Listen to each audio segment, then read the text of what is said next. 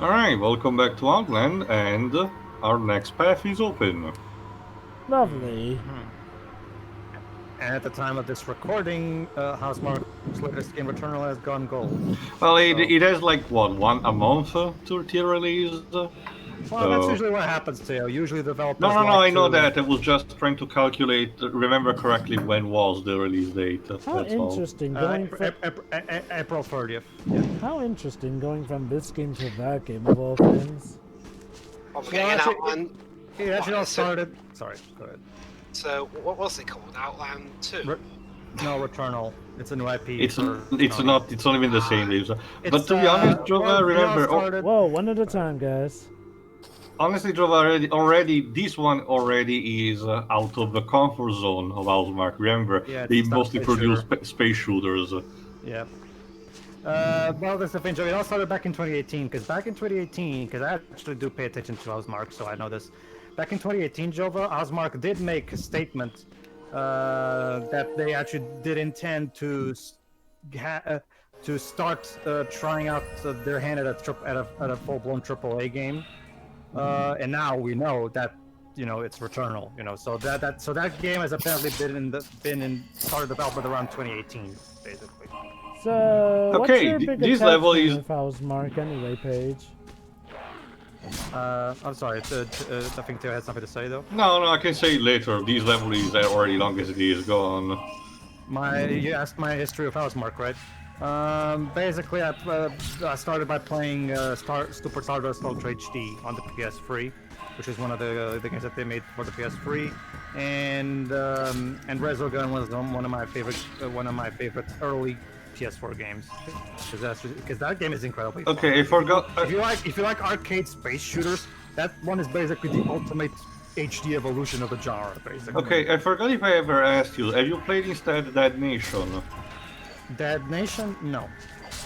Okay, I actually was curious. I think I already mentioned, but it was actually one of those games given for free back when Sony had the whole fiasco about credit card information and offered free games as a compensation. The 2011 Act. Yeah. I got instead Infamous, mostly because that was the one I mostly knew back then, thanks to the magazines. I also got Infamous for their. That's the thing too. I actually did have. I've always had multiple PSN accounts. Okay. So I was able to get all 4 anyway.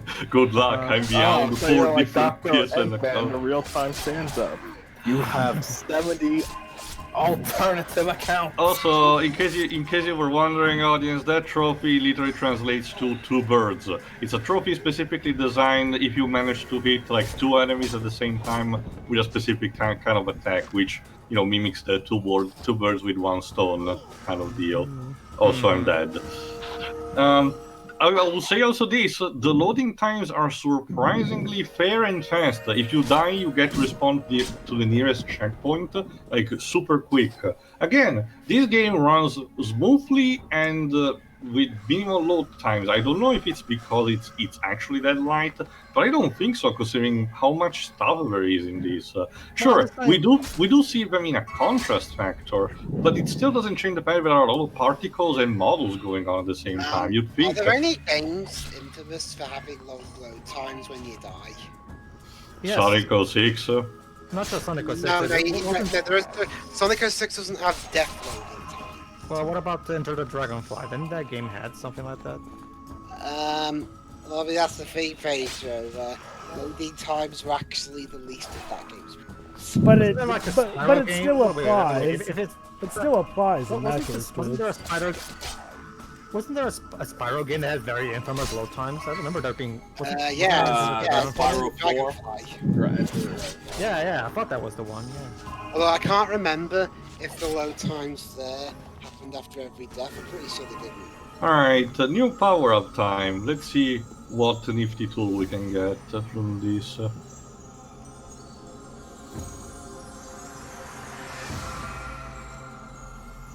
It's... No, it's the Kamehameha laser. Let's see it in action, shall we? Okay. Actually, it's Yay! Hadouken. It doesn't have that much of a duration, but you can actually move it as soon as you fire it, meaning that you can have a arc trajectory and destroy multiple targets at the same time, like you can do with the jellyfishes here. That's pretty neat.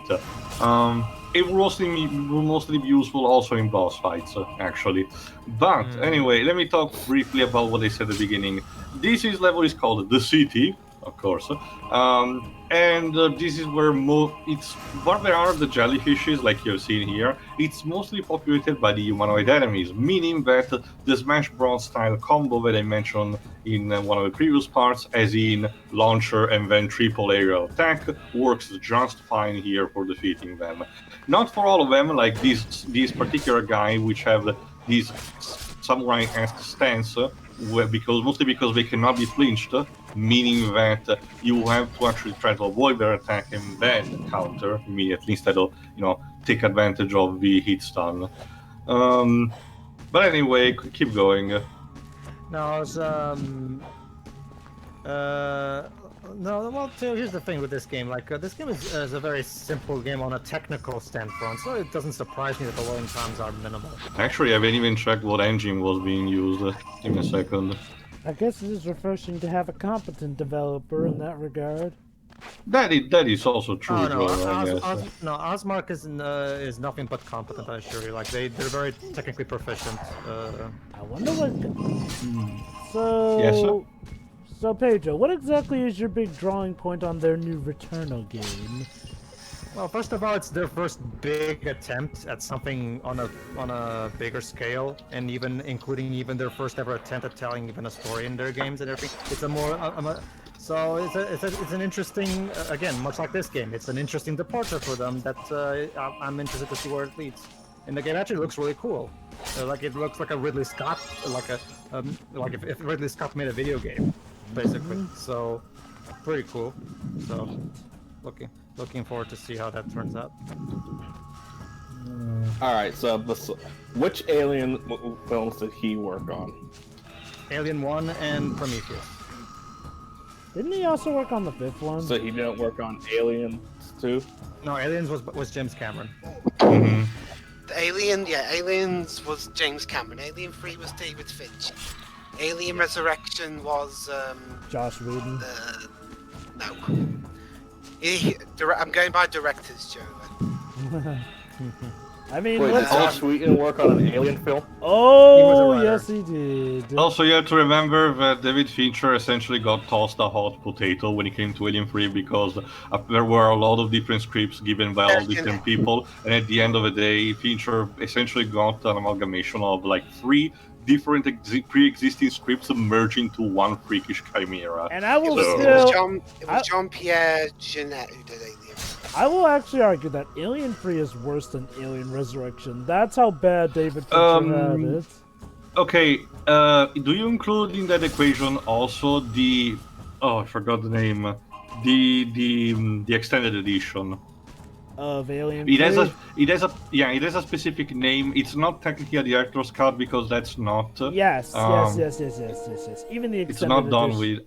Yes. It has a particular name, I forgot. Sorry, Do you think Alien 3 bad too because they killed off everyone from 2? Well, I mean, look, okay, aside from that the fact... certainly didn't help. Let me put it like this. Aside from the fact that it essentially pulled a Terminator Dark Fate, and in one of the worst ways possible... This was before Terminator Dark Fate. Well, honestly, Dead, people are gonna remember the term as a Terminator Dark Fate. But yeah, okay, to put it in pretty much perspective terms here, yes, you know those characters who we fought tooth and nail for to keep alive in Aliens?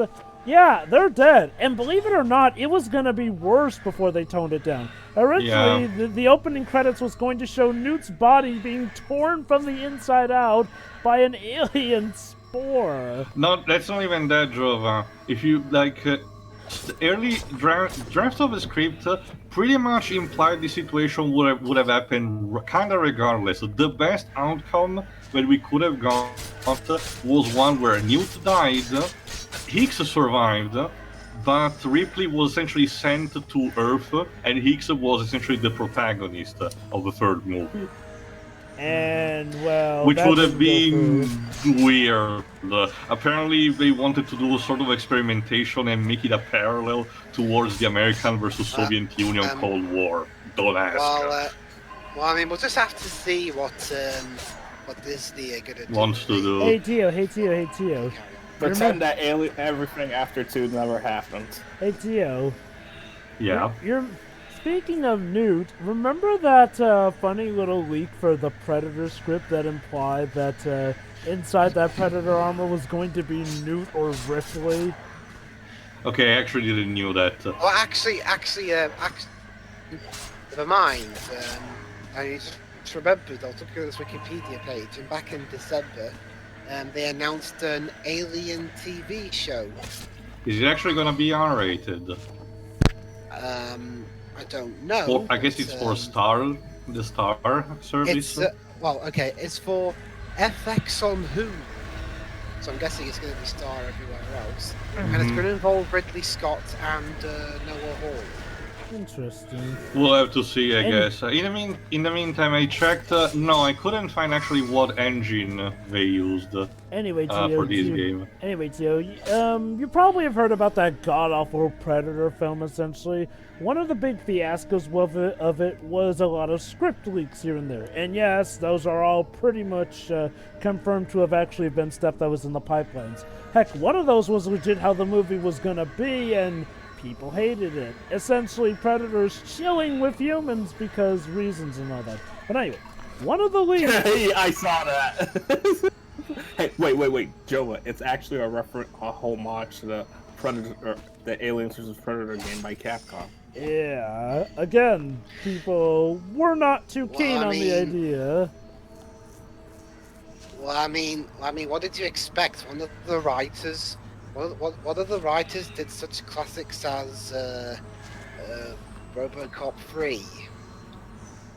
Huh. Does Dejimon grow up to be a film critic? No. It's You have the mentality of one. Well, nah. yeah, I mean, I don't think that's something I can do. Fair enough. But anyway, though. Don't doubt yourself. Anyway, though, my point is. There's other things I wanted.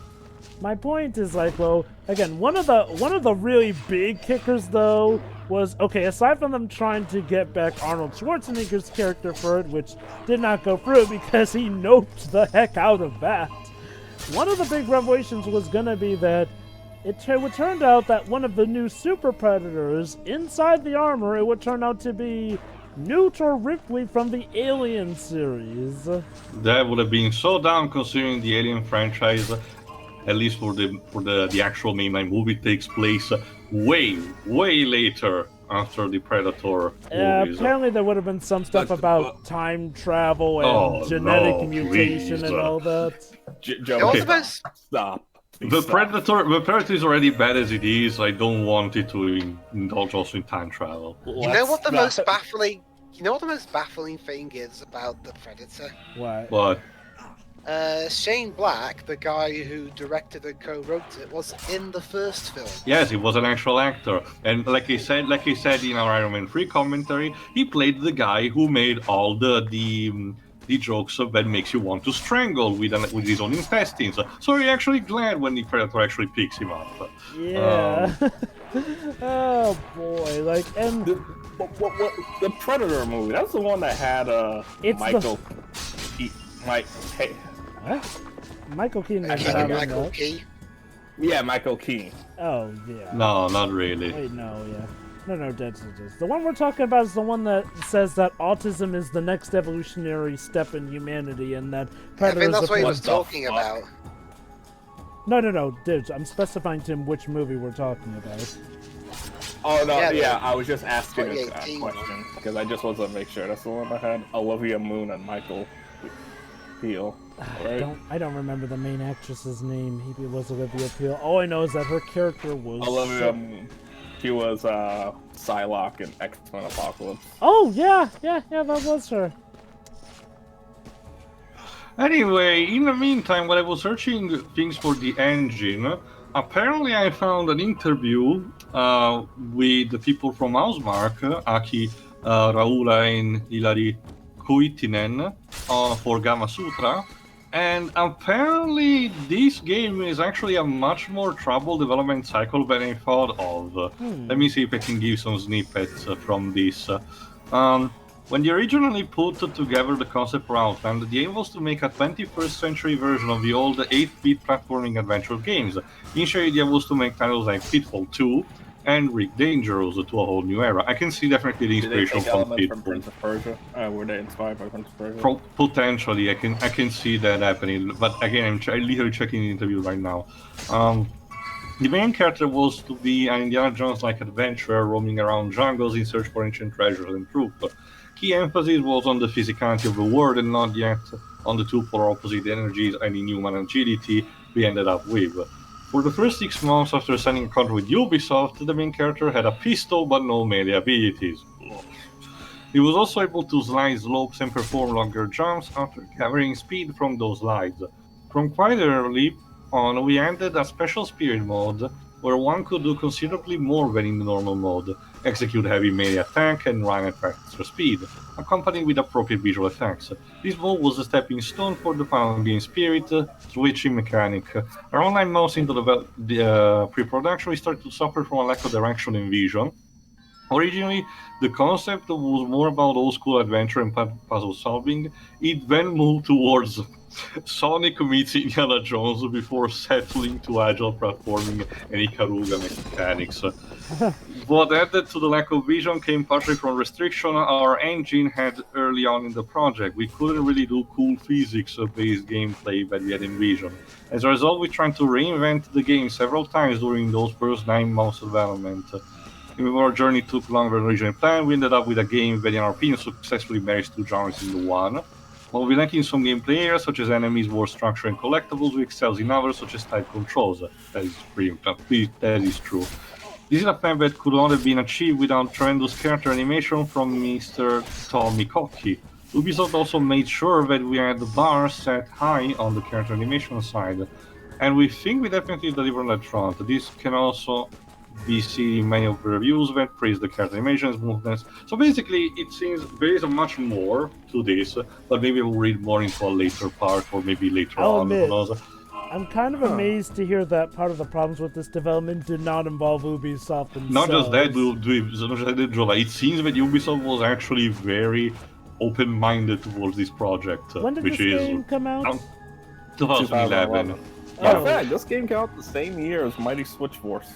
It was around the time Ubisoft was experimenting with a bunch of digital-only releases, like this, and like the other games that I mentioned. Rayman Origins was meant to I'll be an admit, episodic. Not just that, there was I Am Alive, which is like a survival in a post-apocalyptic world, and it's like completely great. And then there's like a game that I keep forgetting its title, that has a bunch of people. Essentially, you see the evolution of a civilization with tribal masks. I forgot what it's called. It does make me all the more baffled, though. If Ubisoft knew how to treat, a fellow company right, what the hell happened with Haze? Or, I gotta be honest, Jova, I have no fucking clue, especially considering... I know exactly what happened with Haze. Well, that you were with us. But the point also is that, if you remember, they had the same CEO for all these years. That figure didn't change at all. So this schizophrenic behavior feels completely at odd. The only thing For some reason. You can consistent, get crushed here, can't you? the only thing that was consistent was the inconsistency of everything.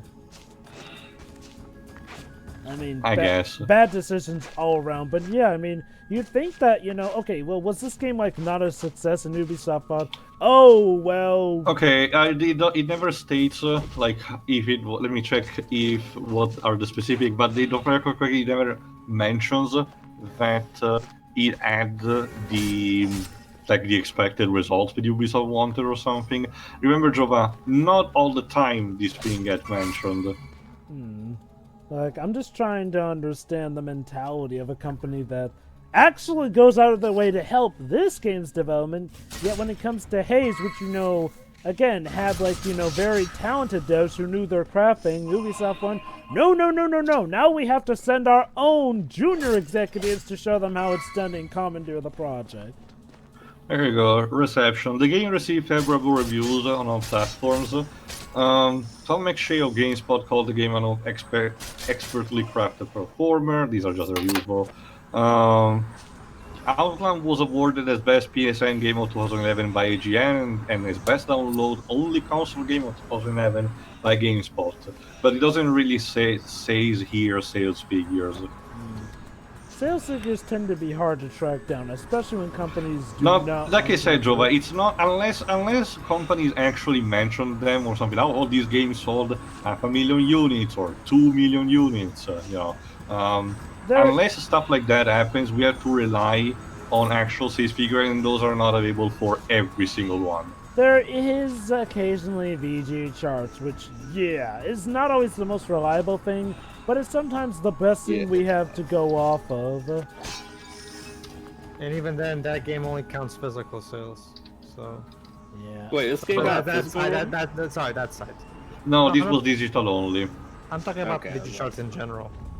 But yeah, honestly, I don't get why people aren't really, counting digital sales these days now as much anyway.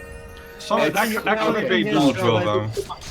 Wait, to my knowledge, it's because some companies don't reveal digital sales figures. Why? Not just that, the job. It's you can't. That's not something you can just track on the fly because you have to get the data straight from the stores themselves. Yeah. Well, I get Also, that. as far but as I know, they do start counting, at least in terms of shipment format. I mean, they're starting to do it now. Like the only ones that don't do it is Nintendo. They I pay attention to the MPD stuff every month. It's like not counting every Nintendo game is not counting digital release sales because for some odd reason they'll be like we don't want to reveal our sales.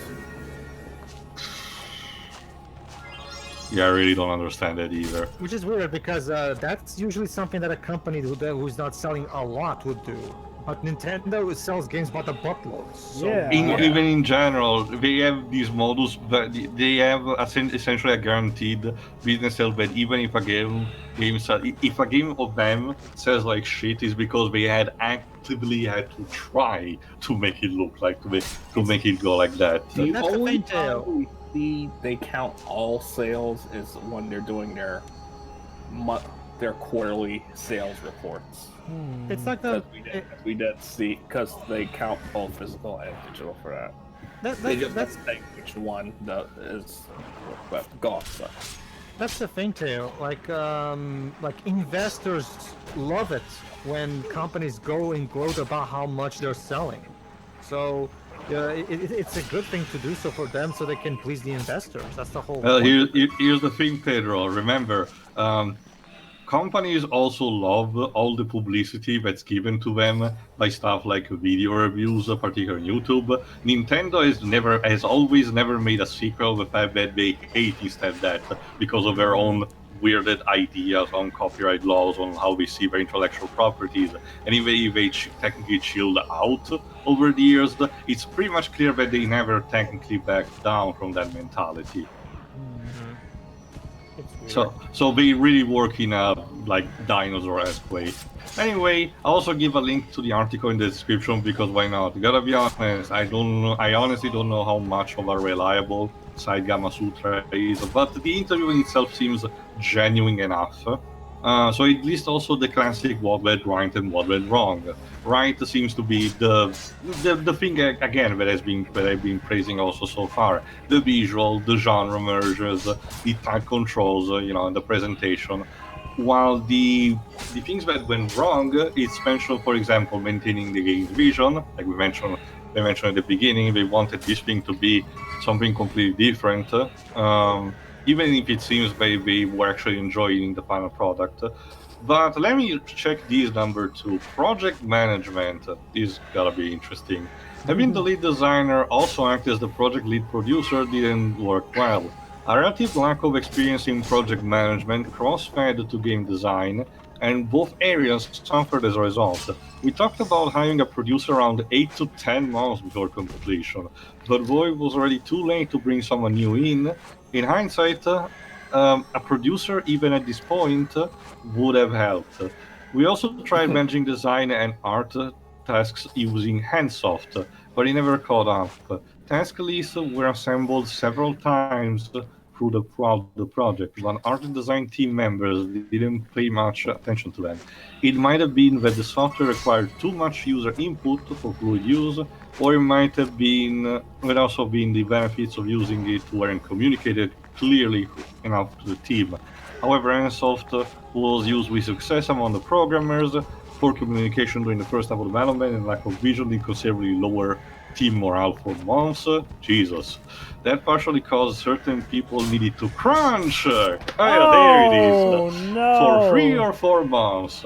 Luckily, once we got all the key gameplay pieces together, the project started moving forward in much tighter pace. The last 6 months were the people, where what the whole project should have been apart from the crunch. You know, still a bad thing, but big change in direction. This is something that I noticed. Level creation. Okay, let me see. When changing direction, it also meant that we wanted to redesign some level building tools. We use Autodesk Maya for creating our level art and design. All the tools inside Maya were done using either MEL script or Python. This enabled us to do all level-related items inside one program, but it also posed some problems. So it seems this is the closest we get to what kind of engine we're using. Proper implementation. Also, yeah, mini-boss in forms of his giant warrior. Sorry, I'll mention in a second. The tactic here is to wait until he does that kind of bash, do the slide, then he will bash his shield down, and at the point you need to jump and do a free hit combo. It's pretty easy, straightforward.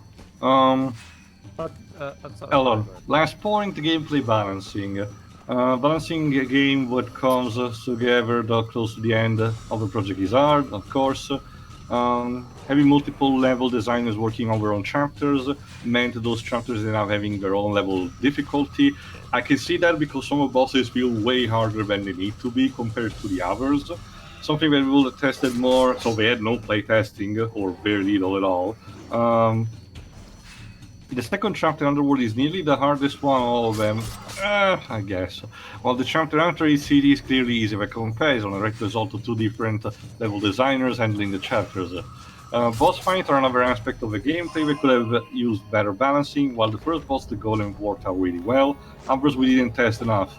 The second, third, and fourth bosses could have all used a checkpoint halfway through the fight. Absolutely yes. The final one unnecessarily repeated an arduous 20 seconds climb each time you died. You will see for yourself. All the boss fights should have also had restore player health at full at the beginning of a level. I guess. Go on, Pedro. I'll mention the conclusions after hold this. on, Gio. Which site were you getting all this stuff from anyway? Gamma Sutra. Let me give you a link. Ah. Again, Drova, I don't know if it's on the same verve as Kotaku or Polygon, but I'm being strictly to what the article is saying, which seems to be rather unbiased on that front. It's not like it's taking a side or anything. Oh yeah, absolutely. Keep in mind it was almost in 2012, so before all the hot shit happened. Oh god, I just saw something. Anyway, go on, Pedro. I will mention the actual conclusions after that. No, that being said, no, I definitely do. I definitely do understand what you're talking about, like company pride and their overall absolute stubbornness, like Warner Brothers recently. He waited 10 minutes to go into that. Sorry. But go on. You're right. You're completely right. Okay.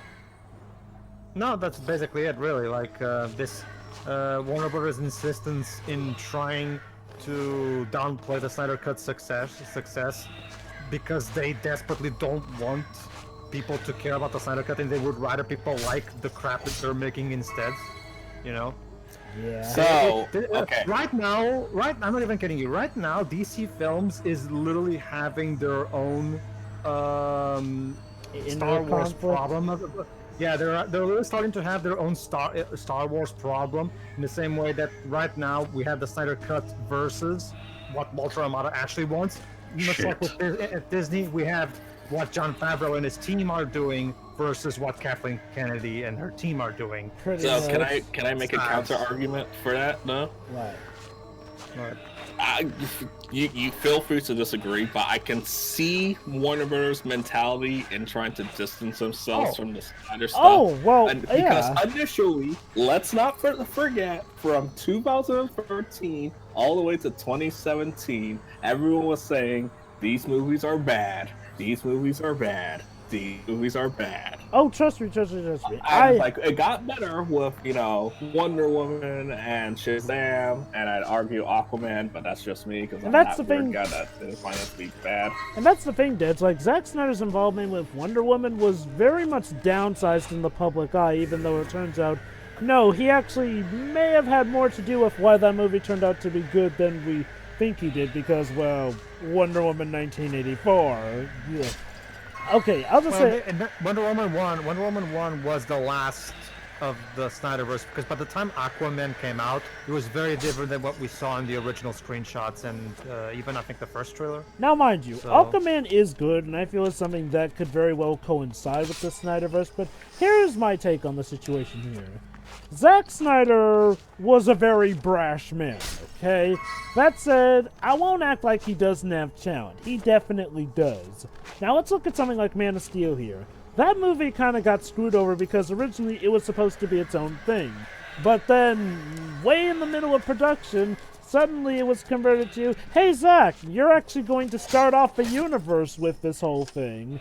And it does seem to really suggest that he was trying to make the best of a crap situation. Again, he was very brash and stuff, and I'm not going to act like he doesn't have his own flaws here and there, especially of how he handled some of the criticism. Mostly, It's Joe, just like the Star Wars comparison. This was I'd argue that it was probably worse than the Star Wars before shit was. remember, Jova, much like most of these sorts of inspirations, Jova's neither major problem is his own ego, essentially. Let's not Definitely. forget his lashing out at people saying that people who don't like BVS people who don't like Batman killing in BVS are quote unquote living in a fucking dream world.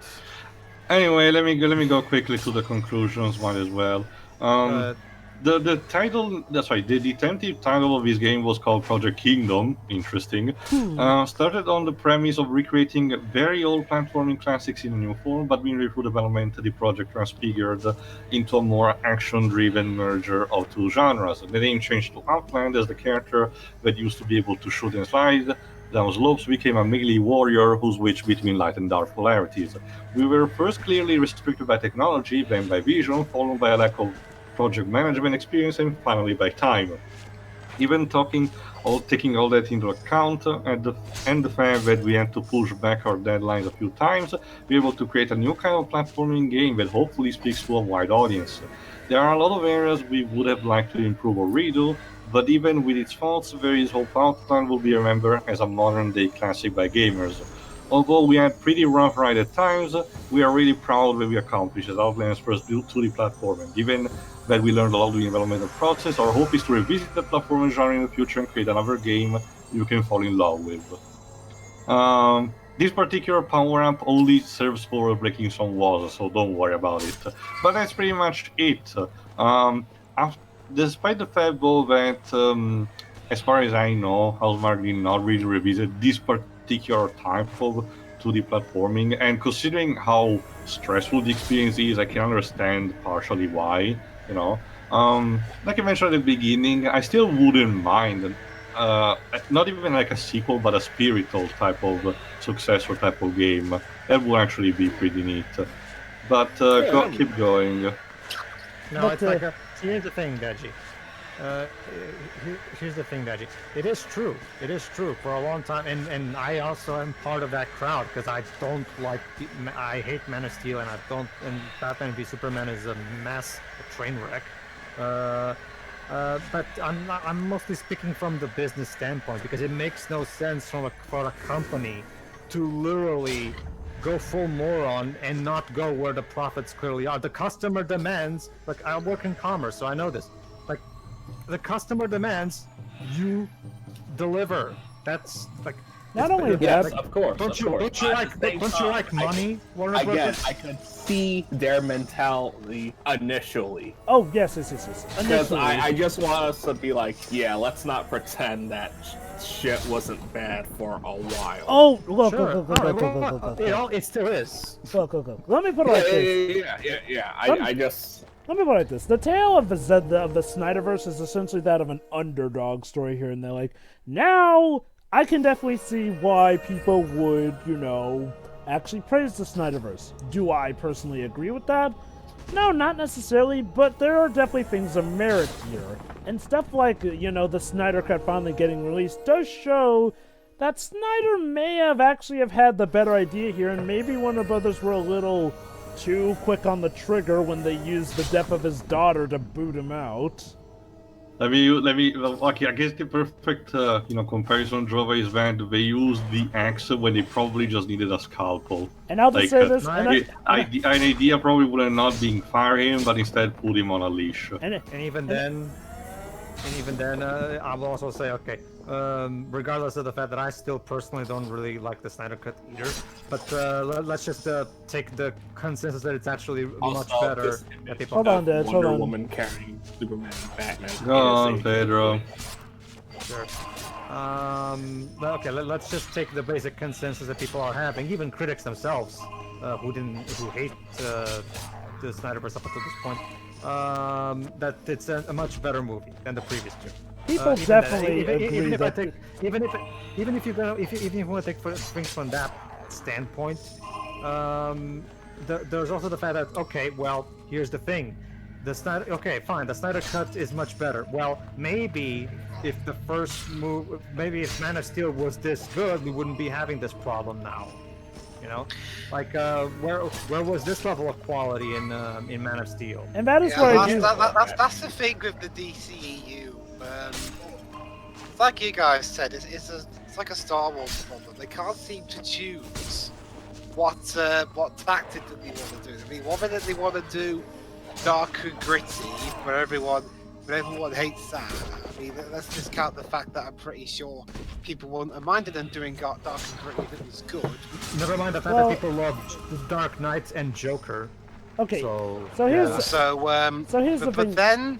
But then they decided to about face and try and have Aquaman and Shazam and Wonder Woman 84 go in a different direction. Be more light-hearted. Like I'm like, wait, okay, just pick. Okay, qualities of the three films I mentioned aside. Pick one tone and stick with it. You can't. No. Shazam can exist in the whole more serious world of the So can Aquaman. Well, I hadn't done yet. Constantly changing your tact back and forth.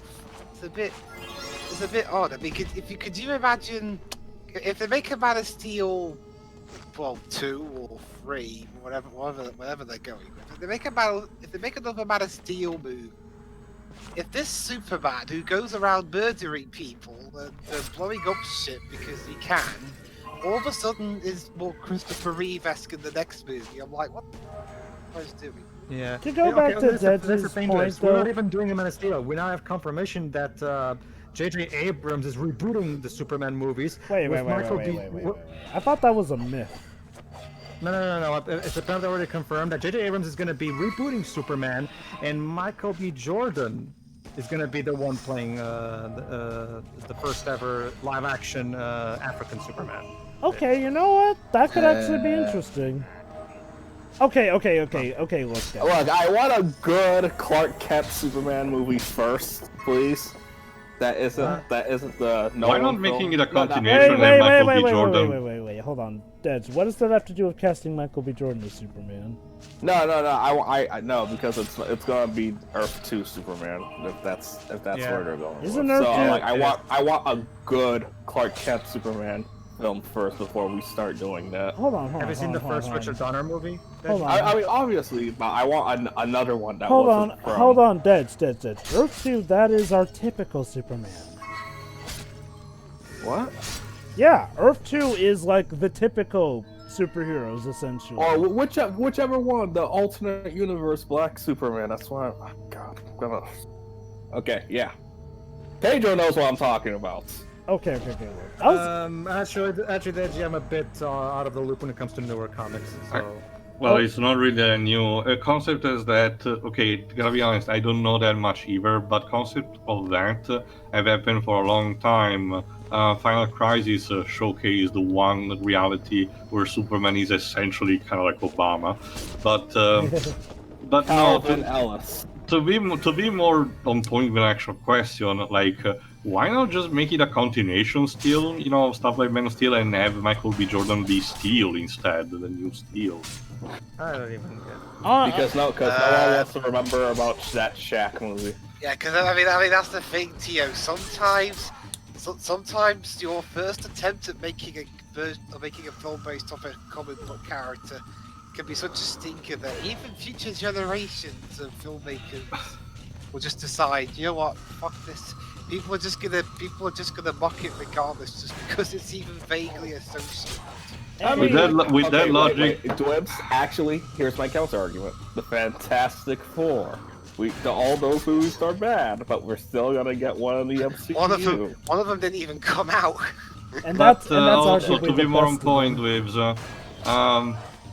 with that logic, James Gunn should have never inserted Howard the Duck in Guardians of the Galaxy. Exactly.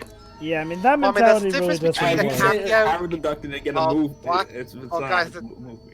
Well, that's a difference of scale. I mean, there's a difference between a small cameo at the end and a whole movie.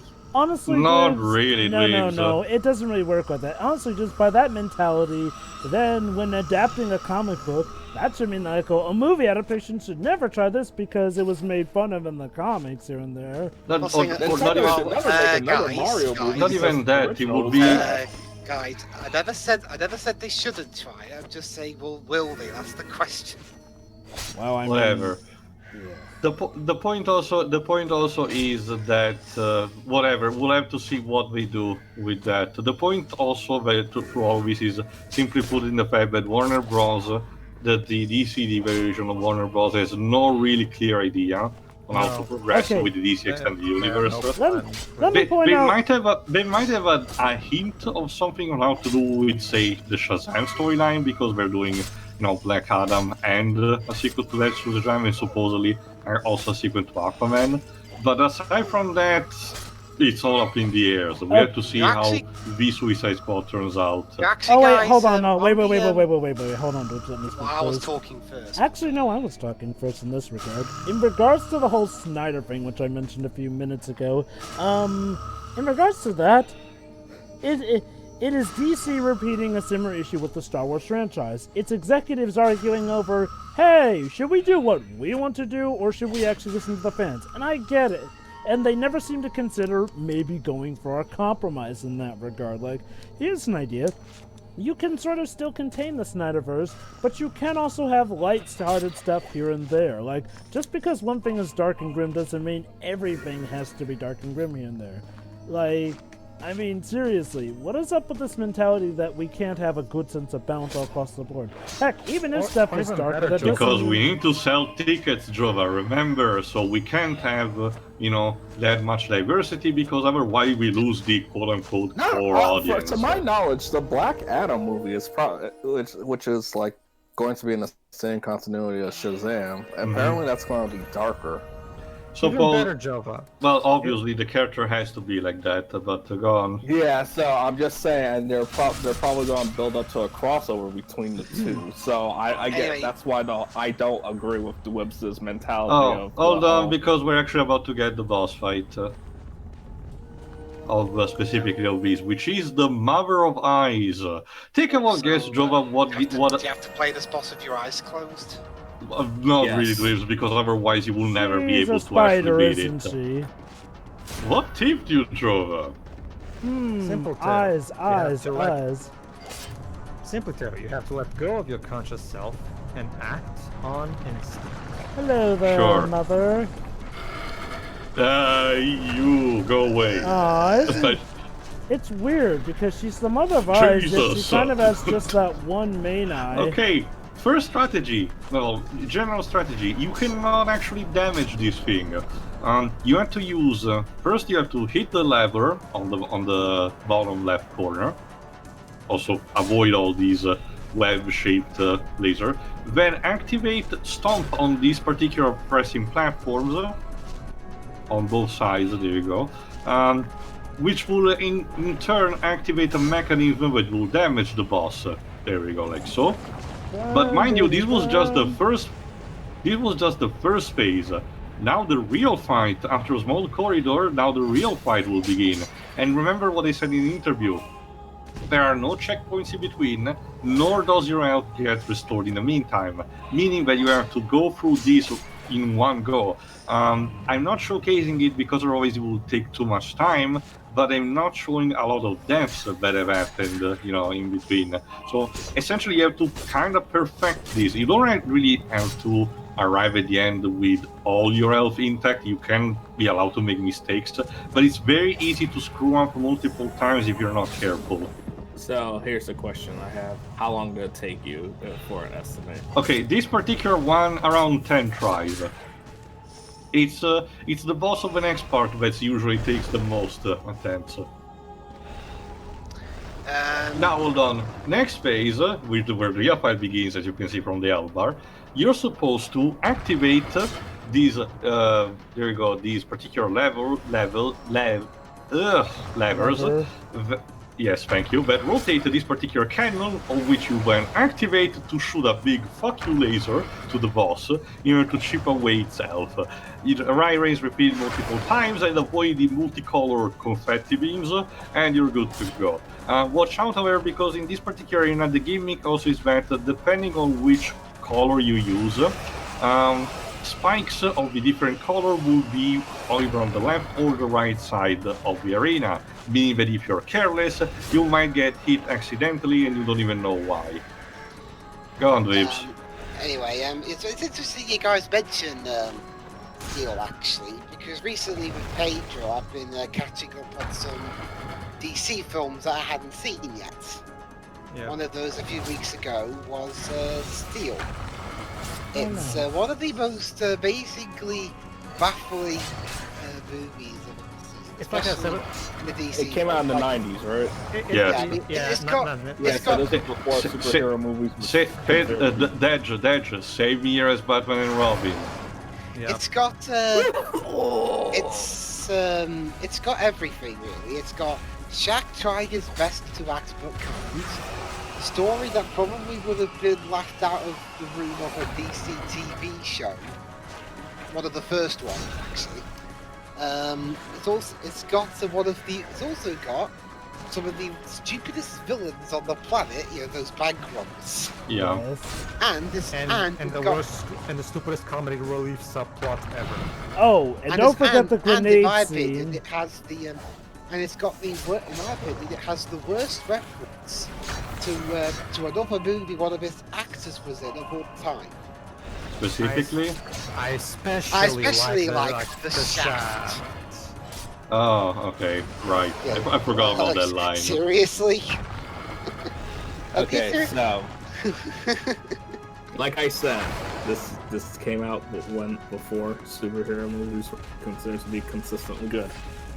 It's one thing when Expendables does that, because in Expendables 2, you have a moment between Bruce Willis and Arnold Schwarzenegger, where Bruce Willis and Schwarzenegger both steal each other's catchphrases. Yeah. But in Shaft, it's just, sorry, not in Shaft, but in Steel, it's just a horrible pun. Alright, let's hear the backstory of the Mother of Eyes. Back at the origin point. The Mother of Eyes knew the order that underlies the world, for she wove it out of nothingness. With Sister Moon and Sister Sun, she established the very rhythms of existence. She established Gen 7. Perhaps she envied the sisters, who chose their own path.